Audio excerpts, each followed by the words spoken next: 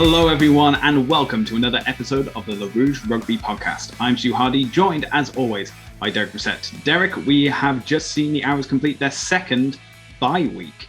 And now, that one game in hand that the other teams had is now gone as we enter the playoff race.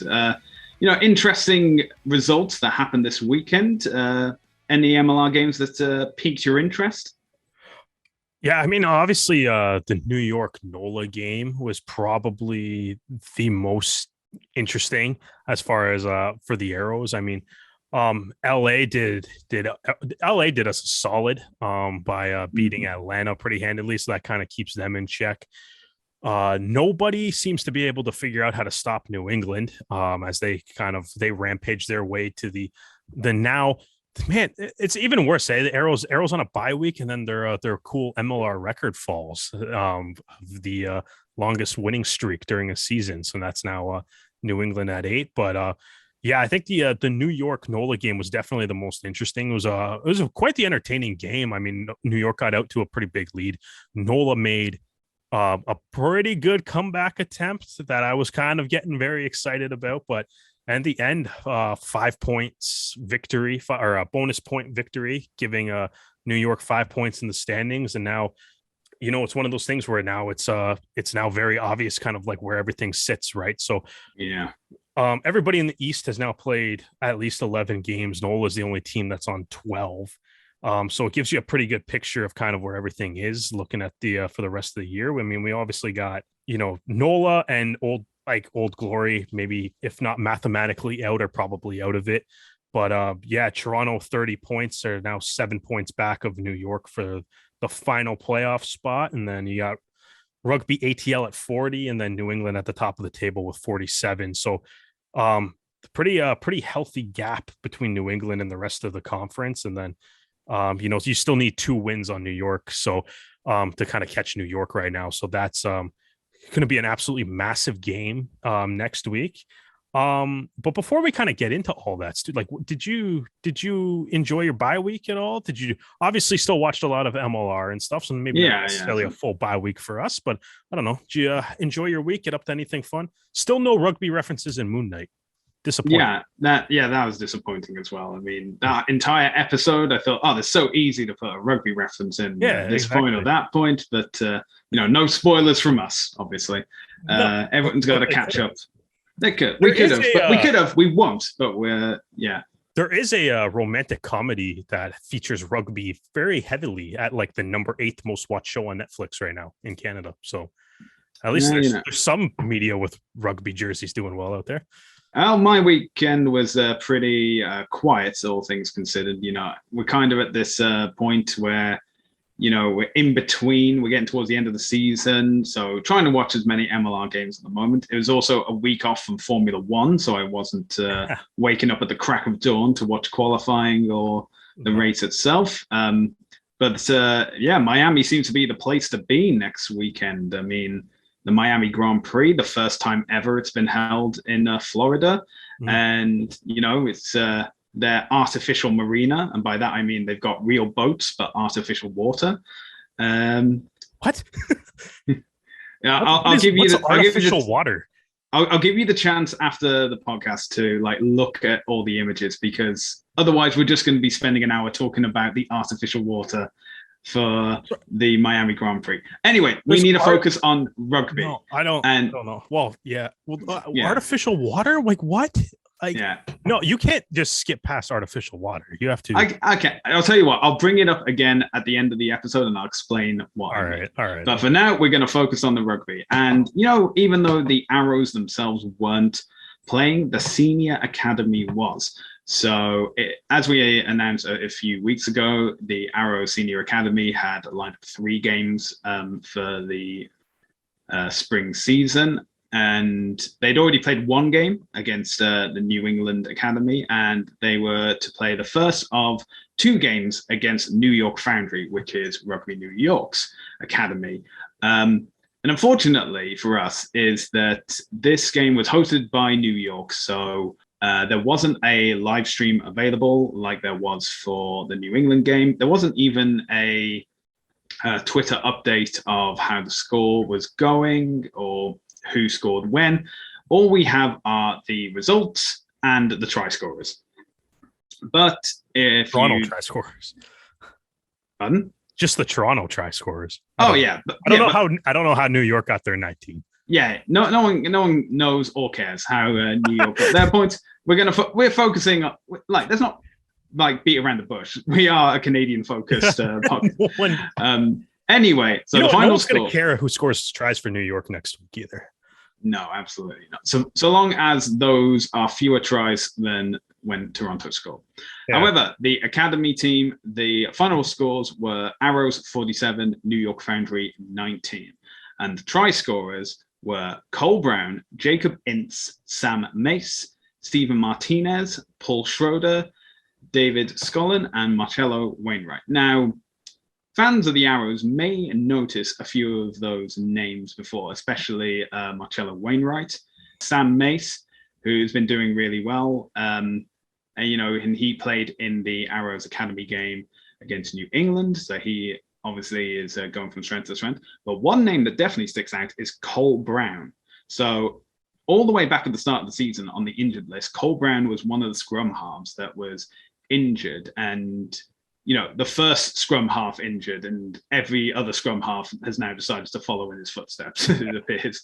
But yeah, it seems that Mr. Brown has now been activated from the injury list and has finally got some game time under his belt. Now, this doesn't mean that he'll be swooped in to start for the Arrows against New York this week, but, it may be a case of Brown, after appearing in Academy colours, may be in the senior squad sooner than we know. Also to mention that Will Kelly didn't score a try, but was playing for the Academy side and even scored 4 conversions. So, it's good to see that, these guys that haven't been able to get the game time as much as we would hope. I mean, it's just a case of have other players in their position that are just playing out of out of their bodies that much. I mean, when you put Sam Mace, Kelly's in the lineup a lot.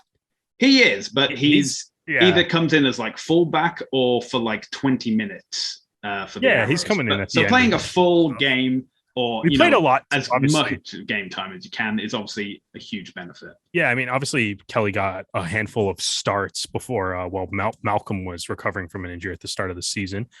But yeah, I guess he does come off the bench. He's played a lot though. I was surprised to see his name line up on the Academy squad. Just obviously, I guess some guys didn't get a bye week this week, but it's always good to for players to get that more game time. And as you mentioned, nice to see Cole Brown back, man. I mean, we need scrum halves, so nice to see getting some of the guys starting to come back from injuries, because it's been wild. And I think it is interesting to kind of, like, you see it in a lot of other sports too. And it's interesting to see whether it's like their actual intention or how they thought about this or anything, but it is interesting to see like guys coming back from injuries, getting a game with like the Academy. And then, maybe using that as a stepping stone to kind of be like, okay, you're fit to come back and play in a match perhaps. And, because that's something that happens in a lot of other sports, especially baseball. Guys will come back from injuries and then play for like a minor league team, and then and once they feel good, they'll go back to the majors. That makes sense. Yeah, so it's interesting to kind of like, I don't know if that's the situation or the thoughts here, but obviously Brown was listed on the injury list for the game against Houston, so he's back. I guess he's back scoring tries, and hopefully we get a chance to see him with the big club soon, and finally getting some relief at the position. I mean, obviously McCrory and DiNardo have been playing pretty well in the meantime too, but there's a lot of scrum halves on this team now, so I'll see if they'll get healthy in time, well, obviously it seems that Brown's healthy in time. Not saying he'll be playing against New York, but we do have games against Dallas and DC coming up. And it looks like he's healthy at the very least. Yeah, so scrum half that's healthy now. Yeah, and that's always like good to hear.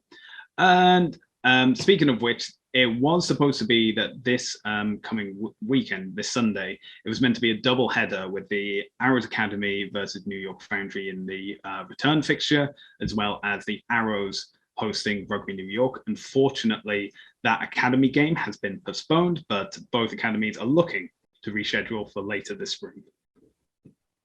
Now, we focus back on the main team, the senior team, because it's not so much what they've done on the pitch, but what they've been doing off the pitch. I like it. It was it's a not busy even the bye players. Week. Thank you, Arrows. Thank you, Mark Winokur, and anybody else that had thoughts and in these trades, giving us something to talk about during the bye week. I love it. Thank you. So there have been 4 trades that have happened involving the Arrows, and it includes foreign player spots and salary cap increases. So the Arrows have traded 1 foreign player spot to Los Angeles for 2022, and they have traded 3 foreign player spots, 1 each to Dallas, New England, and New York for 2023. And all those 4 trades I've just mentioned were for 2022 salary cap increases. So this leaves the Arrows with 8 foreign player spots for 2022 and 7 foreign player spots for 2023. And what I mean by that is that the Arrows can have up to 8 foreign players, so non-Canadians in their case.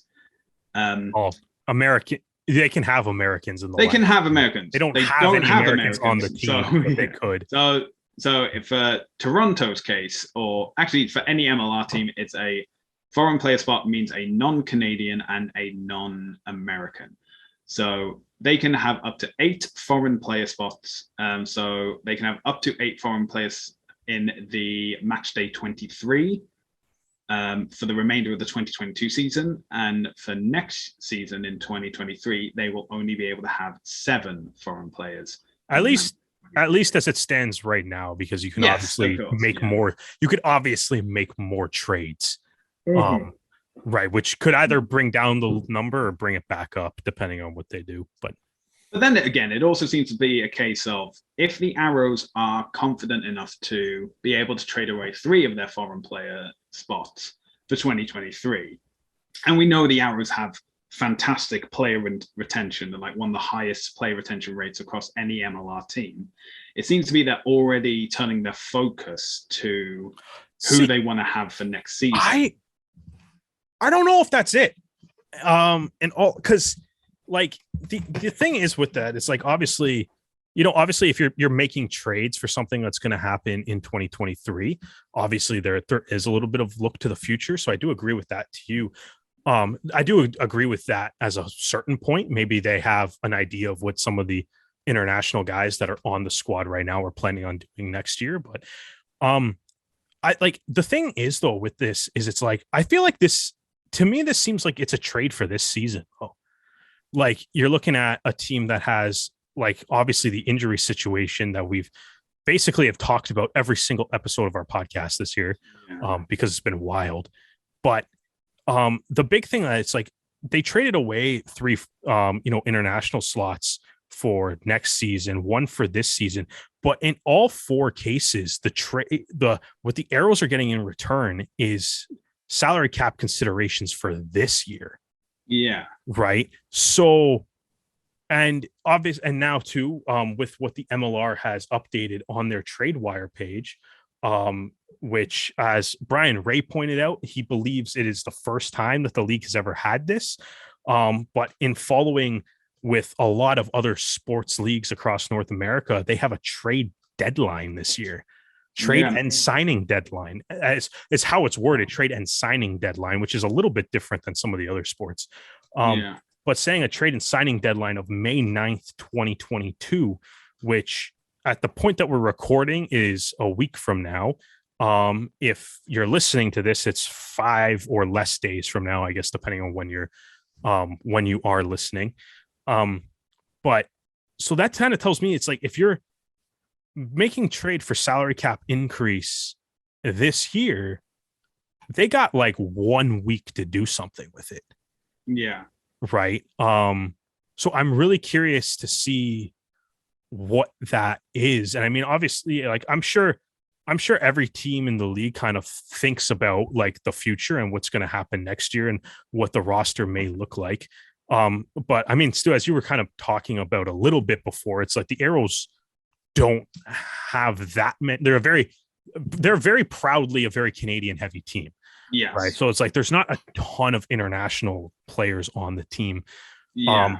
And especially the situation this year, there's a handful of them that are hurt too. So they're not even using all their foreign player, or they're not even using all their international slots like during games either, right? But but like kind of looking at this though, it's like if it's all the salary cap for this week, it's like it just makes me wonder, like, knowing that there's a trade deadline in place for the Monday after, their game against New York. It's just, I don't know. I'm very curious to see what they do with it. Cause like, why else would you make the trades to acquire salary cap increase unless you're trying to use it to sign somebody or or even trade for somebody? Yeah. So, and it's been a case of who are they going to sign? Because if you're reducing your foreign player spot allocation, it's either probably a Canadian. It's most likely Canadian. The only case it would be like a foreign player is that, one of your, or in this case, two or more of your foreign players are going to be out for the next month, which means that, they may not be able to, if the Arrows make the playoffs, they may not feature in that either. So, it doesn't mean, I don't know. But this is the thing. This is what we do here. We wildly speculate about information that will become available about 20 minutes after we recording. So. But it's not even that. I mean, like, I'm not even like sitting here being like, oh, I think the Arrows are going to trade for this player. They're going to try to sign this player, because I don't know. But I don't know. To me, I'm just like, I'm very curious as to why the trades, like, it seems almost like you're setting up for something. Yeah. Right. Like, it feels like I guess the thing is like, knowing that there's a trade deadline in a week, it's like, I guess my question is like, if you don't sign somebody, like, I guess why make the trades? Yeah. Right. Because it's like you basically, I guess, sold foreign player slots to 4 teams, right? Yeah. But so I'm wondering what that's going to be used for. Right. And they got a week to do it. I do gotta say though, it's like I do love the idea of the league having a trade deadline. Because that's generally like, if you, for anybody, like, if just living in Canada with the NHL trade deadline, that coverage of that day is wild. So I'm not sure what to expect from the MLR for the trade deadline this year, but like, it is one of those days on this calendar and a lot of other leagues that if you do it right, it could be a big like marketing thing, big content creation thing. Just because, if you even that, like, even if you with the way the MLR kind of announces trades and stuff, it's like, even if there's a few trades made this week, if they don't affect the games that are being played on the weekend or something, you can hold a couple trades to like the 9th or whatever and kind of make a big deal out of the Monday or whatever. And which could also, that could also be fun, right? If you end up doing that. So the other thing though, with I guess with kind of speculating onto maybe what the Arrows are possibly planning this week is the one minor thing, I guess, with all trades that involve salary cap considerations is that none of those trades that involve salary cap considerations have ever said how much the trade is actually for, right? So maybe it's like, is it enough to sign one player? Is it enough to sign 2 guys? Is it enough to just sign one real big name from somewhere? Is it enough, or you know what I mean? Like, so there's a lot kind of, it's a lot of questions. It's definitely it's fun though.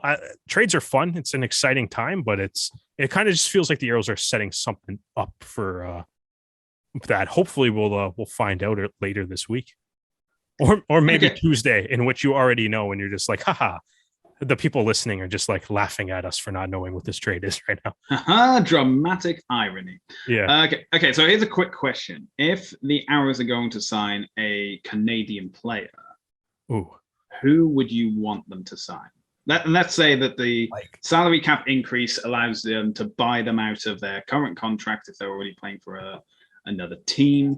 Someone who can represent the Arrows for the final 4 or 5 games of the regular season.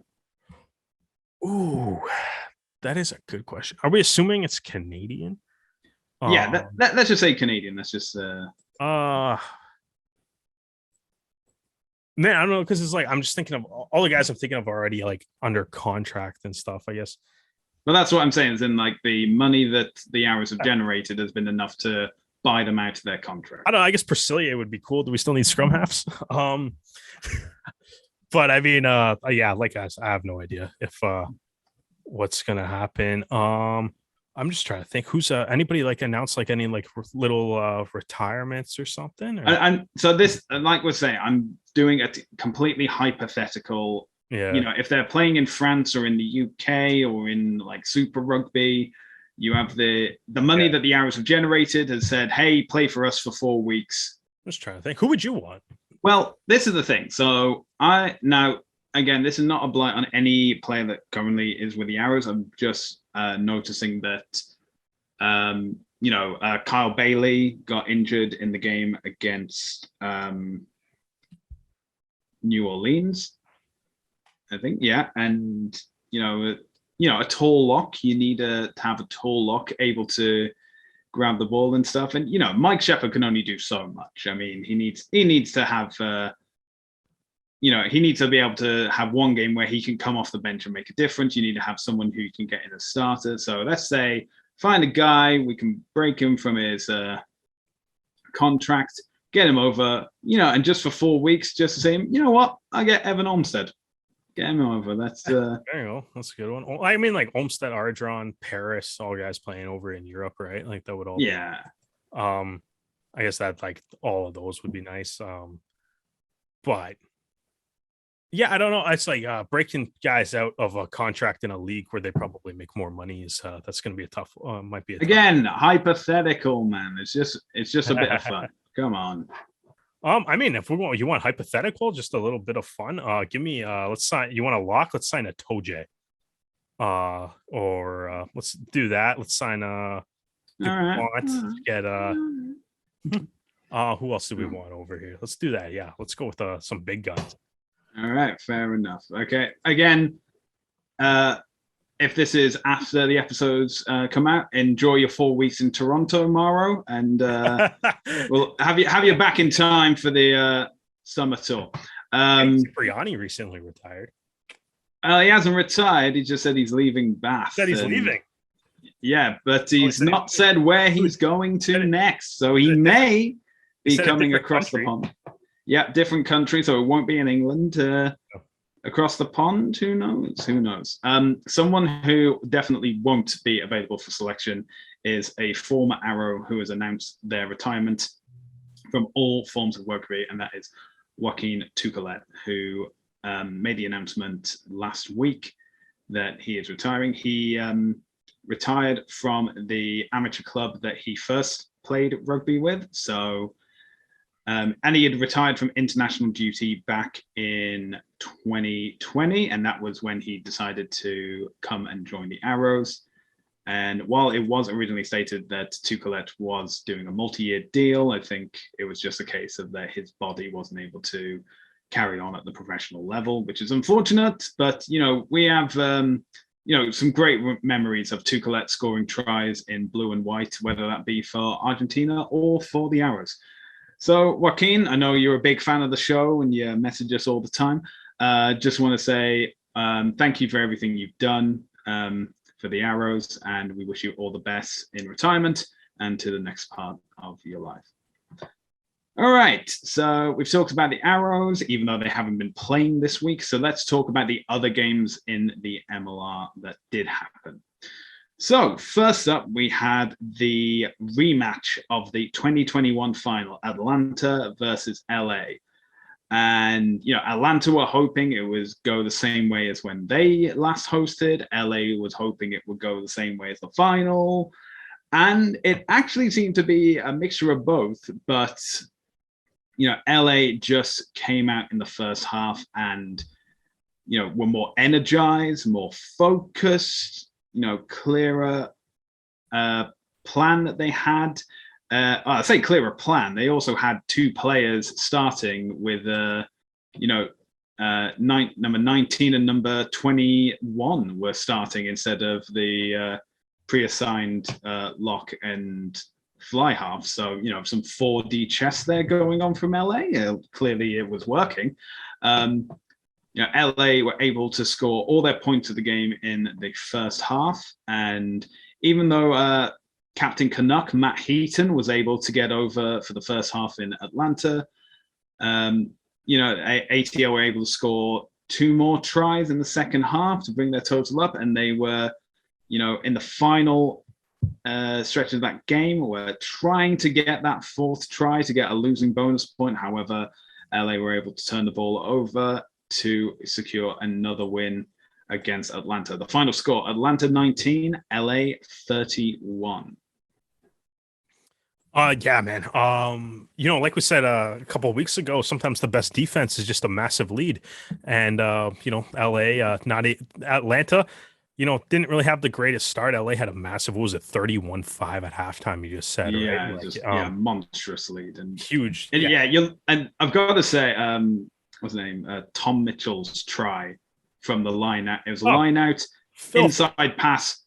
And, once you give a Sevens player space, they're gone. Oh, man. It doesn't matter if it's against 7 guys or 15 guys. It's Fetty, too. It's he's silky smooth, graceful for a man that size. It's wild. And that was unreal. All their tries, even a couple of the other ones, the Meeks' little rubber kick through the trainer was real nice.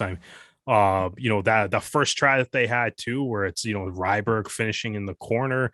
They were scoring some real classic nice tries, and played really well considering whatever happened seemed to be a lot of last minute lineup changes in this game too. But they seemed to it was weird. Yeah, it was kind of odd.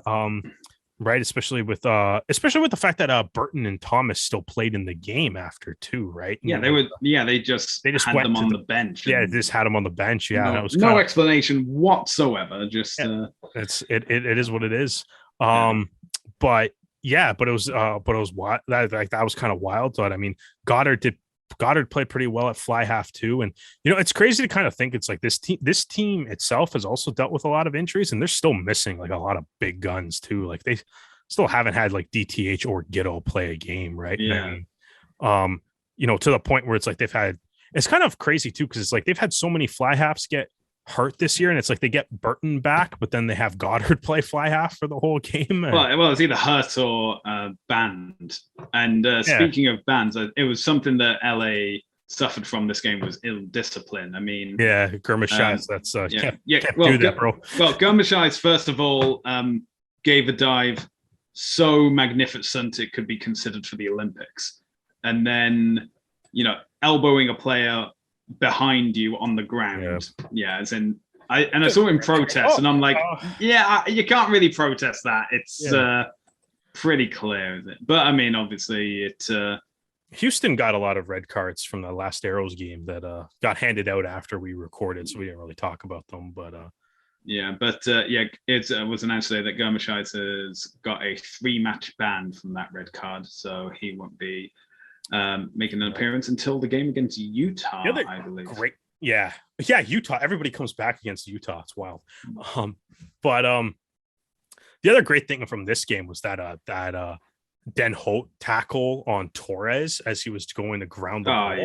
The clinical just punching it out as crossing. And everyone was so convinced that it was a try, and then you watch the replay that's not a try at all. No, they were correct. They weren't just doing team bias. That was big though, because they had Atlanta just before had what did they have? They had a knock on or something, or did they just get held up over the line? I think they just got held up over the line or something, right? Like right before that too. Yeah, so like, so a lot of opportunities went back, but as you said, sometimes the best defense is a massive lead. Defense is a massive lead, yeah.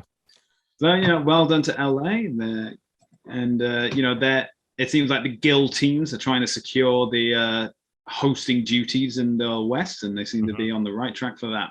Okay, next up was a cross-conference game. It was New England versus Utah, and to the surprise of no one, New England already on a fire-hot roll. Utah still struggling from the new coaching changes. New England don't. I mean, Bowden Walker just proving he can play any position whatsoever. Like the number on his jersey doesn't matter. He'll play any game, any sport, and he'll still score tries for New England. At this point, okay, fantastic. Yeah, no, dude, that one Poland's try where he made a step that sent Danny Christensen to like a different realm. Just like you can't even call it a missed tackle. It was just like you didn't even get a chance, man. It's like it's like trying to hit Nightcrawler. He just disappears and then appears somewhere else. But it's but yeah, so like that was kind of wild. And New England's been playing unreal, but like I mean, like we are pretty much, I guess everyone's like 5 games away from the end of the season. We're on 6 weeks, I guess. 6 weeks. We got 5 weeks left. 5 games for the Arrows. Obviously, every team's a little bit different, but but like, is there any debate that Bowden Walker is going to be the MVP at the end of the year? Only if he, gives intercept passes between now and the championship final at this point. But how many intercept passes would he have to give away? About 4. I would even argue at that point, if he's just starting to give away intercept passes, I'm like, he's so good that he's scoring for the other team. Fair enough. It's he's been unreal watching him play this year. Final score: New England 33, Utah 17, and this now makes it official that New England have the longest winning streak in an MLR season with 8 games. I'm sad about that one. I know that, but all that means is that next season the Arrows just have to go unbeaten all season, and they'll be fine. Hey, they can start by going 5-0 to end this year right now. So I suppose that's a fair enough trade. So. Yeah. Okay. Next up, we have a Western clash of Dallas versus San Diego, and the misfortune just continues for Dallas at the moment. San Diego putting a rout. I think first try was 4 minutes in by Chris Robshaw, then soon followed up by with a penalty from Will Hooley. And then another try from Peter Malcolm, and then a try from Canadian scrum half Jason Higgins, and then Ben Mitchell scored the 4th try in the 31st minute.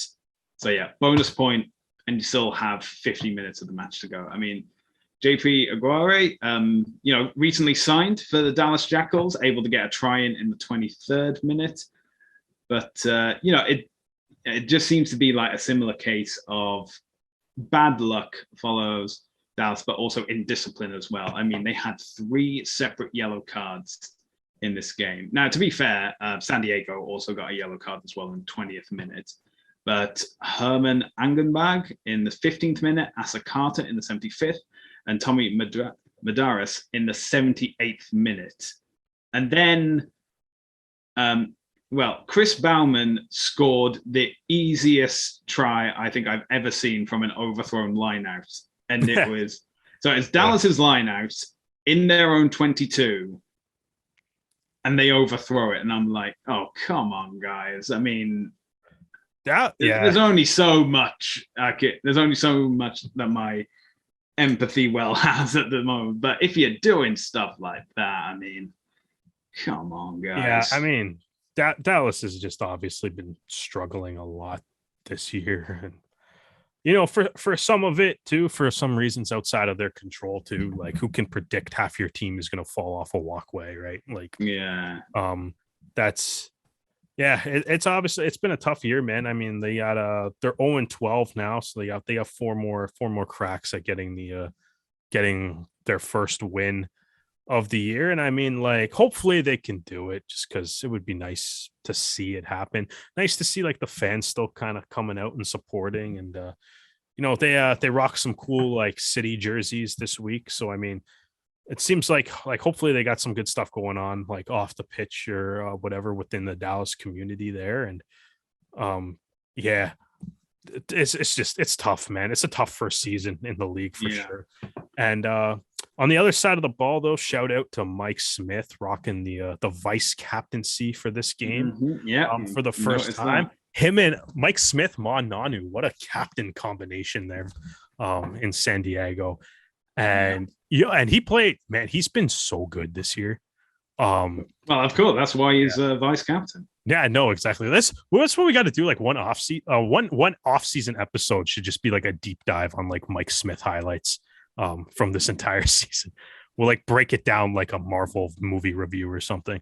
Yeah, no complaints from me about that. Yeah, no, yeah, he's been unreal. And I guess he was second in the league in most tackles or whatever going into this week. James Dealey hasn't updated it yet because I'm sure he's a human being that has a life and things going on. But when he does, I'm curious to see where Smith lands. Yeah, man, it's he's been having an unreal season. Yeah. All right. Now we move on to the Sunday fixtures. And first up, we have the Eastern clash of New York versus NOLA Gold. And, it seemed that New York were going to just like waltz away with this game. They had a fantastic start. I think they had, they got their try bonus point by half time with tries from Andy Ellis, Cara Pryor, Dylan Fawcett, and Ed Fidow. Whilst New Orleans did get a try in the first half from Sullivan, but then in the second half is Capillo scored in the 54th minute, and then Dan Stevens took a quick tap penalty, was able to like dance through the defenses, offloaded it, and then had received the pass back to score in the 56th minute. Elof scored in the 75th minute to put them in losing bonus point range, or even within the range of if they could score again, they would even win the game, which I think you and I were both hoping for that, Derek. But then again, New York realized that, we like winning. And we've got the MLR's top try scorer of all time on our team. We should probably utilize him. Yeah. So Fawcett getting his second try at the death in the 80th minute, just sniping over from the line out. And Jack Hayton, the only conversion he was unable to get, but the final score, New York 36, NOLA 28. And yeah, it's got to be gutting for NOLA to be able to get so close to, snatching victory from the jaws of defeat. And then you have Fawcett just pin them over, and you're just out of your two bonus points go down to one. And it's just exactly right. So like I don't know, like I guess Nola's not mathematically eliminated, but like damn, that's gonna be tough. Yes, like they probably don't have any. NOLA are currently on 20 points. Yeah, with 4 games, and they've got 4 games left, so they can only get 20 more points. So I was gonna say, so they can max up to 40. So New York needs 3 points to eliminate them. So, I mean, I guess New York needs 3 points to eliminate them. I mean, you got to think whoever's getting third, whether it's New York or Toronto, is certainly going to have more than 41 points. So no matter who that ends up being. So they're probably, they're out. Yeah, they're out. Yeah, if they're not out, if they're not mathematically eliminated yet, but they're out. So obviously that's tough. But I mean, one of the things though, it's like we talked about last week. It's like you can't go 0-6 at home. Like that's not going to be helpful at all. Yeah, man, it's like it's nice to see like teams though. It's like they kind of fought back in this game. So that's like they try to keep the hopes alive, but then as you said, Dylan Fawcett just ruins the dream. And New York has a really good win, man. They had some really nice tries. That one player, Andy Ellis, just kind of cleared, like looked like he was just clearing trying to clear the ball, and then Ed Fidow apparently becomes Usain Bolt when there's a loose ball somewhere. So just absolutely flying down the wing to go and gather that. So that was a ridiculous try too. And then he said, man, it's like when New York too as a team, like when Fawcett's scoring tries, when they get the maul going, it's tough to stop. And they got some heard a lot of Frank Sinatra during this broadcast. I guess that's a thing that New York's doing now, playing that New York song every time they score a try, which is pretty fun. I like it. I'm sure I'm going to be sick of it every time if I watch enough New York games where I'm kind of hoping that they're going to lose for the sake of the Toronto Arrows. But so pretty solid game, but sets up, obviously it's a wild, as we mentioned earlier, a bit of a wild playoff race now. And looking at next week, Toronto, New York, absolutely massive, right? Like a bonus point win from the Arrows only brings them to 35 points. So New York will still have that 2-point lead, right? A win from New York, and that becomes a very big gap. Indeed, it'll that's a huge one next week. Get down to York Lions Stadium. Yeah, and the final game for the round was Austin versus Seattle, and this was an incident in which most of the points were scored in the first half. Seattle got things started with a penalty, and then it was Hugh Roach that was able to get the first try for Austin, and that was converted by Will Maggie. And then Seattle got a second penalty from the boot of Alatimu. And then Mark O'Keefe was able to score 4 minutes later with the 7-point try. And then the second half produced a lot of close calls, but just not enough. So Campbell and Roach both appeared to have scored for Austin, but both went back for the TMO. For Campbell, I believe it was that he had collected the ball forward from the tackle. So that was technically a forward pass. So then it was a scrum to Seattle. And when it was Roach's try, TMO showed that another player was pulling a Seattle player's jersey off the ball, which directly impeded it, which was a penalty. And, this really silly mistakes that, obviously Austin win, so they're not too fussed about it in the end. But when you're getting to the range of trying to get the points difference just to secure the home conference playoff game, you want to be able to just have that little bit of cushion just to help you out. And also because Austin are currently on 47, LA are on 38, but LA also have a game in hand as well. So a bit of a battle between the cocktail cousins. Yeah. And, I'm sure Austin will want to be able to put themselves in a position where they can put LA out of step and they can get that home berth for the Western Conference final.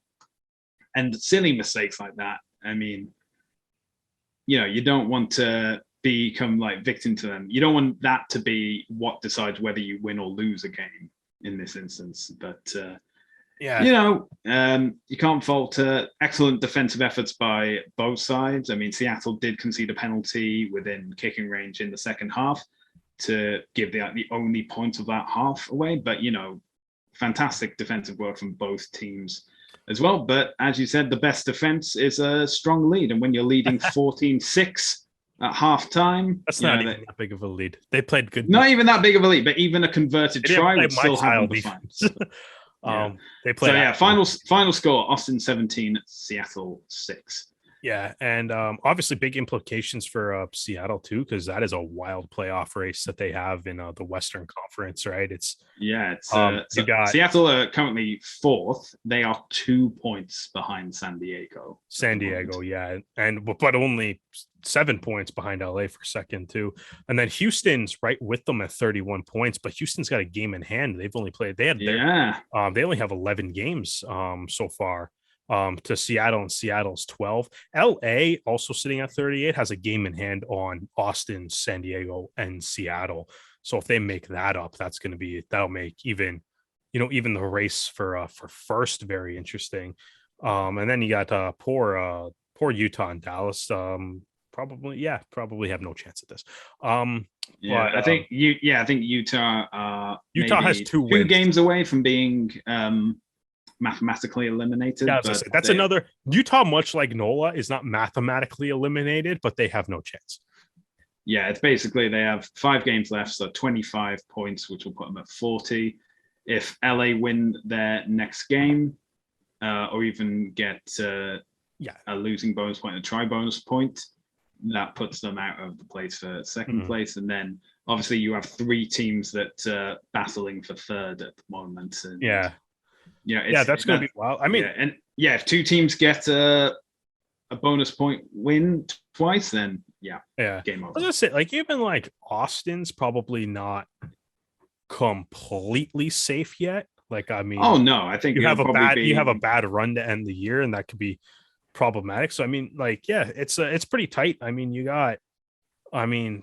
you really have 5 teams really pretty closely competing for 3 playoff spots. I mean, Austin probably has a little bit of breathing room, but yeah, man, it's gonna be real tight, and it's crazy to see even right now, the sitting at in third San Diego, they're just a 6-6 team. It's not like they're you know what I mean? They're a 500 team, right? That's sitting at third right now, tied with 2 other 500 teams, right? So kind of a wild conference race right now, and it should be a lot of fun seeing how this plays out. Yeah. Okay. We are going to move away from the United States. We're going to head back to the Great White North because we had the World Sevens series in Langford for the women's leg of the Canada Sevens. And, after finishing first and qualifying for the Rugby World Cup in September, we had a mix of games, but obviously, you're going to be playing some other Commonwealth teams that you're going to be also facing teams that you'll be facing in the World Cup as well. And that said, considering that this Canada squad is full of younger players, players that didn't take part in the Olympics. In fact, they had a tribute to Josiane Landry, who came onto the pitch with a new child, and they celebrated her efforts and thanked her for her contributions to the Rugby Canada Women's Sevens program, which was very nice to see. Ultimately, Canada had a very strong pool performance. They won their first game against Spain, 19-10. They followed that up with another win over Mexico, 43-0, and were only felled by Australia, who beat them 28-5. Then in the knockout round, they had the New Zealand team, and that went as well as you expected. Final score 38 to New Zealand and nothing to Canada, which meant that Canada were eliminated from the championship, but they still competed for the 5th place playoff. And up next was Fiji, a team that had beaten them again at the Olympics. However, this time round, it was Canada on the winning end, 26-19 to Fiji. And for the 5th place playoff, it was Canada versus the USA. Canada were able to score 12 points in the first half, and USA were only able to score 1 converted try in the second half, leading Canada beat the USA for the first time in sevens since 2020. The final score 12-7, and Canada finished 5th. So that is a fantastic performance, especially when earlier in this sevens season, we were saying that Canada were finishing, 11th or 12th in competition. Literally, all I care about is beating the United States now. Yeah. Well, I mean, you want to have good positions overall, but you do, and the turnout at Starlight Stadium was, fantastic. It was great to see so many people out there supporting not only Canada women's sevens, but also just women's sevens as a whole. And the next competition will be in Marseille, and they will be having a joint competition. So it'll be the men's and women's competing in France.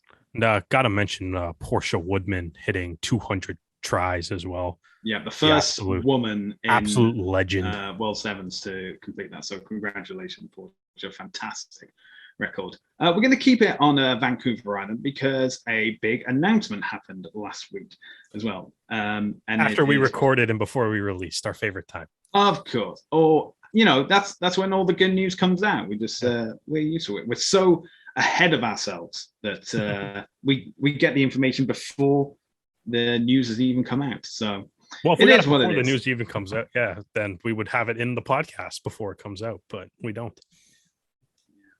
Either way, it has been announced that Rugby Canada has appointed their new CEO, and they have chosen Nathan Bombris. So Bombris has a pretty decorated resume. His work includes being the commercial and marketing director of Sale Sharks. He has been the managing director of Glasgow Warriors in the URC, and he is currently the head of international commercial projects with the Scottish Rugby Union. So Bombris will officially join Rugby Canada in summer. He has to complete his term with the SRU first. And while there's been on interim CEO, Jamie Levchuk will move to managing director of revenue and fan engagement. And we mentioned on Twitter that Bombris clearly has a lot of work cut out for him. Bombris is American as well, but obviously has the acumen and knowledge of working in some of the largest rugby leagues in the world, and for one of the biggest unions for Scotland. So we've said, obviously, with the release of the high performance review, there's going to be a lot of work done. And of course, it's not only just down to one man. So Bombris isn't going to be the be all and end all of the change that needs to come forward. But, it's going to be a tough job to have coming forward. And, I personally wish him all the success. For sure. I also have a feeling that it may get worse before it gets better as well. Yeah, like on-field results and like turning the culture of just the organization as a whole around are kind of, they go together, but they're also sort of two different things, right? Like we kind of talked about just our little grievances with how Rugby Canada operated and stuff, right? Just errors in press releases, things like that, right? That you could probably fix with the right, leadership in place. And obviously, this is step one, hiring Nathan Bombris. And as you kind of mentioned, Stu, a couple things that are, to me anyways, are super noteworthy is, as you kind of mentioned, it's like a bit of a change from Alan Vanson, just as far as background goes.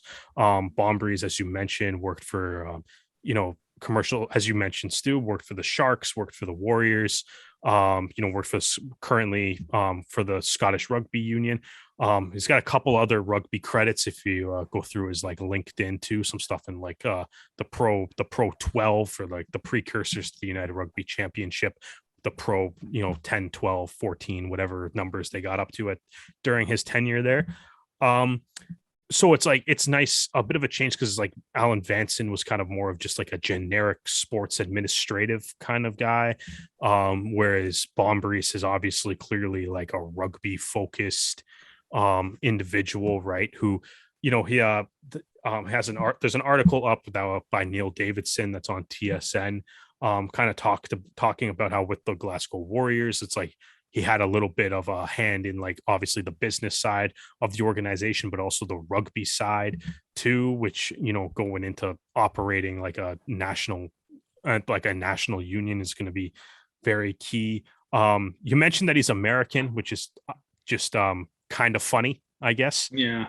It's not a bad thing or whatever, but it's like it is kind of funny to be like the CEO of Rugby Canada is from probably Canada's biggest rival in the sport of rugby, which is just kind of funny. It's nothing really there, but from Michigan. So kind of interesting, kind of like looking him up, a bit of an interesting story, that he I guess he's from Michigan. He went to Syracuse University, wanted to try out for football, got convinced to join the rugby team instead, and then decided to go to England to be like surrounded by like the rugby culture and, learn to play rugby out there.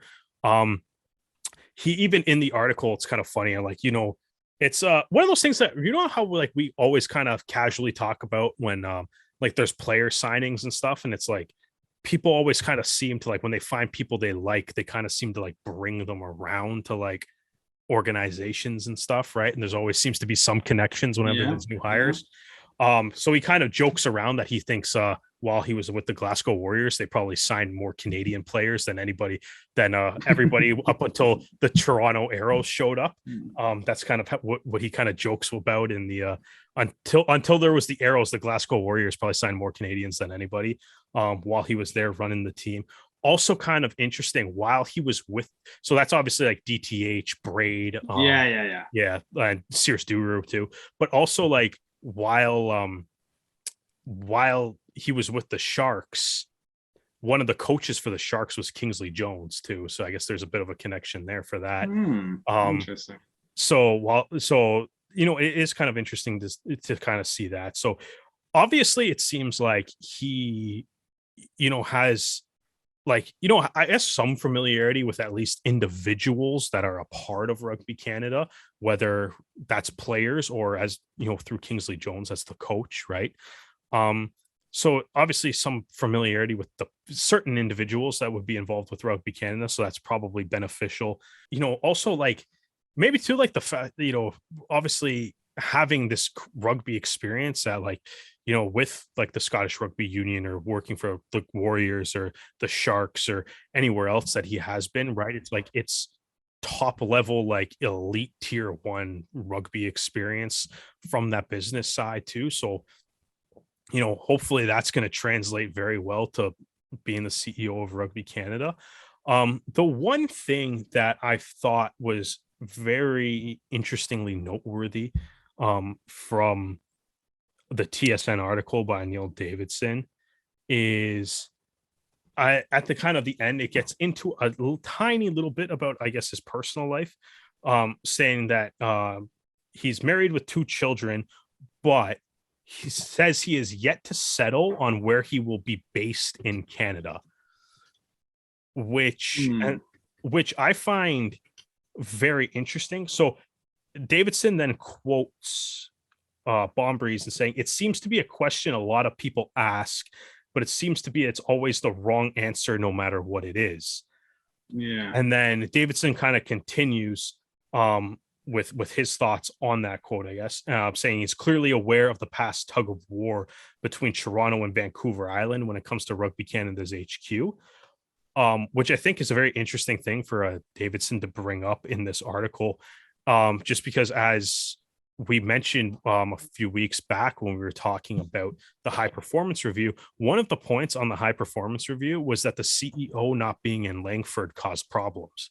Yeah. Right. So that to me is a very interesting point. I mean, obviously, I'm sure, Bombreeze is free to choose where he wants to live and what's best for his family. But that to me is just very interesting, given that one of the many points in the high performance review was directed at the location of the CEO and like where they were based out of. Right. So that'll be very interesting to kind of see what he decides. Kind of funny that it's like, no matter what he says, I guess he feels like he's wrong. So be interesting to see where he ends up based on that. But like I said, it's like he's got a lot of work to do, man. And that same high performance review, as we all mentioned, did not paint Rugby Canada in a very good picture. So it'll be interesting to see. I wonder, I'm kind of curious to see like what his first move's going to be, what kind of big changes may be coming.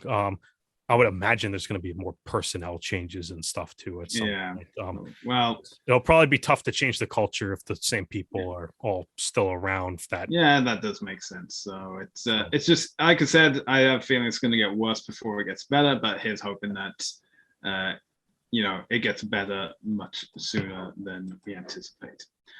All right, well, we're gonna start wrapping up the podcast here because obviously there's no Arrows game. It's much shorter than what we're normally doing, and we gotta go watch the third period of the Leafs Tampa Bay because Stanley Cup playoffs now.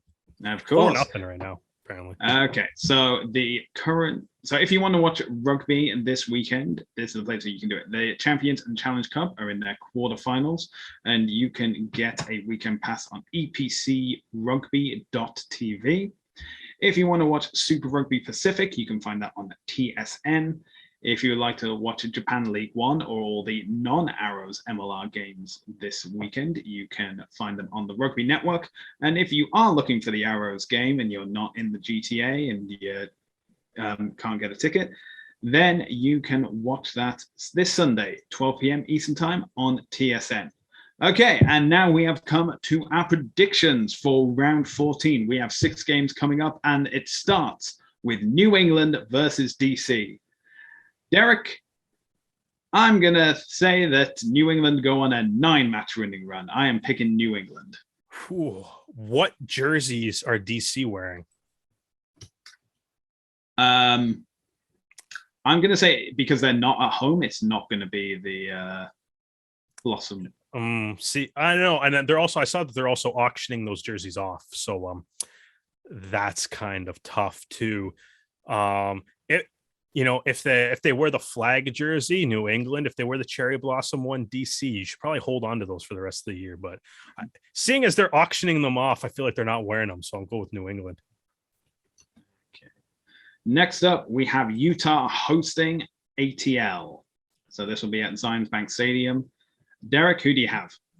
I'm for the Arrow's sake, I think I want Utah to win this game, but I mean, Utah hasn't really shown too much to make me think that they can beat Atlanta. So I'll reluctantly pick Atlanta.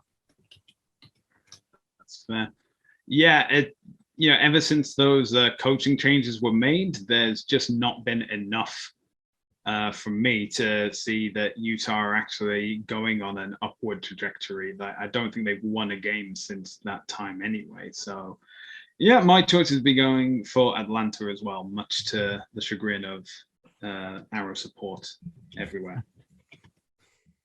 And speaking of Arrows, we move on to our first Sunday fixture, and it is Toronto versus New York. 4 games on Sunday? There are 4 games on Sunday. Oh, wow. It's Mother's Day. It's for the mothers. It's for the mothers, right? No, that's fair. So, Toronto? Oh, yeah. Toronto at home, must-win game. In front of their moms, they got to get it done. Yeah. Do you think we'll get another Sam Malcolm drop goal? Ooh. No, but I feel like we'll get an iconic try. Like I feel like we'll get like an epic like late try or something. Right.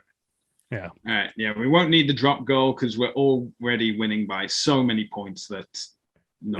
Yeah, exactly. Okay, and next up we have the Gilly Cup. So it is LA versus Austin. And guessing that the winner of this game is probably going to help try to rubber stamp hosting the Western Conference Final. Who do you have, Derek? I'm going to go with LA. Okay, that's fair. That's fair. I think LA, obviously at home, they have a very strong record. But in my opinion, Austin have just been they also just smacked one of the best teams in the East last weekend too. That is true as well. And also we're at the stage where we've got 3 games so far. We've all picked the same one. Someone has to pick something different. So I will be the sacrificial lamb. I will pick Austin to win the Gilly Cup. There you go. Okay, the third game that we have on Sunday is San Diego versus Houston. So Houston coming off the bye week, but San Diego back at home. I'm gonna go San Diego. Let's see if they can, at home. Mike Smith can keep captaining them, and I think this is a big game for Houston, or for San Diego, I guess, and Houston too, but. San Diego probably looking to put some separation between themselves and the 2 teams trailing them in the standings. That's a good call. And also, with the injury to Robbie Povey, I guess there's more Canadian representation going to be with San Diego. And 2 guys suspended too, 2 starters suspended. Yeah, so I'm not saying that Houston won't put up a good fight, but also just because there's more Canadians on San Diego, I will be going with the Legion. Yeah, there we go. That's fair. I like it. And the final game of the weekend will be Seattle hosting Dallas. I just want Dallas to win a game. I do want Dallas to win a game. Want Dallas to win a game. But I don't think it's I don't think they're going to, but I just want them to. I'm going to pick Dallas just to keep the hope. Just for the hope. You got to wear your cap for it, otherwise it doesn't count. So here, I can change it. It's actually really close. This works here. Does that help? There we go. Yeah, perfect. Sorry? Perfect color coordination. I know, right? Yeah, there we go. So green and black. You're wearing it on your flannel. You're wearing it on your head. It just works. It just works. So clearly now this is going to be what gets Dallas that elusive first win. Yeah, let's go. I will be picking Seattle. And there you have it. That's fair. Yeah. So there you have it. Those are my picks. Those are Derek's picks. If you are looking for the Toonies picks, you can find that on our TikTok channel, TikTok at the Rouge Rugby. In fact, you can find us across all social media platforms, including Facebook, Twitter, and Instagram at the Rouge Rugby. If you enjoyed listening to this podcast, you can do so on Anchor FM, Spotify, and Apple Podcasts. And if you enjoyed watching us, you can do so on our YouTube channel, again, at the Rouge Rugby. Derek, where can people find you on social media? At Brissette the Jet across all social media platforms. And you can find me across all social media platforms at Hardman, spelled H4RDMAN. Well, Derek, thank you for joining me for another episode of the Rouge Rugby podcast, and thank you all for joining us. We hope that you can join us again next time.